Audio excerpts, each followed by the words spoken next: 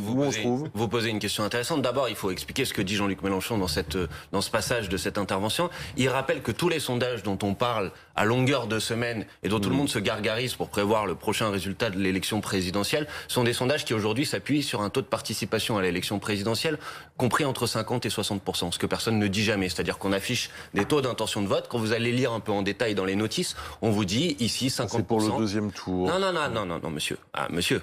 Alors, vous prenez les notices. Alors, chacun qui nous écoute va aller sur le site de la Commission nationale des sondages, va aller regarder les notices des sondages, va regarder par exemple le dernier sondage Ipsos, 50% de participation, le dernier sondage IFOP, 54% de participation, le dernier sondage ELAB, 56% de participation. Donc ça, c'est quelque chose qui n'est jamais dit. Donc ce que dit Jean-Luc Mélenchon, c'est que ce n'est pas normal que ce soit des sondages qui s'appuient sur seulement la moitié des Françaises et des Français qui déterminent finalement le résultat à venir de l'élection présidentielle. Premièrement. Deuxièmement, est-ce que la France est de droite ou pas de droite? Mais à la limite, c'est pas le sujet.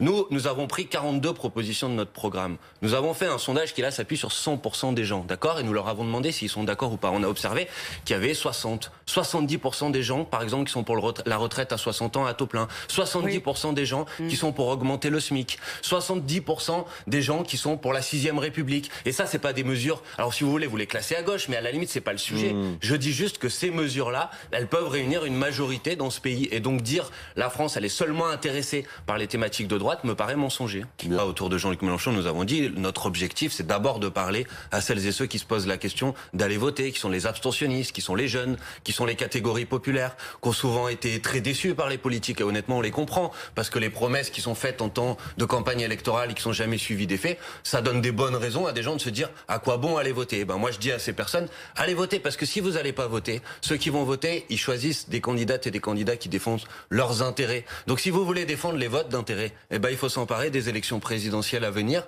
pour mettre un candidat au pouvoir qui est un candidat qui défend vos intérêts. Et vos intérêts, c'est l'augmentation des salaires. Le Rassemblement national, par exemple, vous dites que vous défendez les petits dans ce pays, mais sauf que vous êtes contre la hausse du SMIC. Assumez-le. C'est la retraite à 60 ans, c'est pas une retraite en dessous du seuil de pauvreté. Voilà, c'est des mesures sociales. C'est ça l'enjeu de ces élections. Comment on fait en sorte de pouvoir vivre bien dans ce pays alors qu'on a 10 millions de pauvres, alors qu'on a 8 millions de personnes qui ont besoin de l'aide alimentaire pour vivre? Ça, c'est la grande question. J'aimerais qu'on écoute pour conclure ce débat.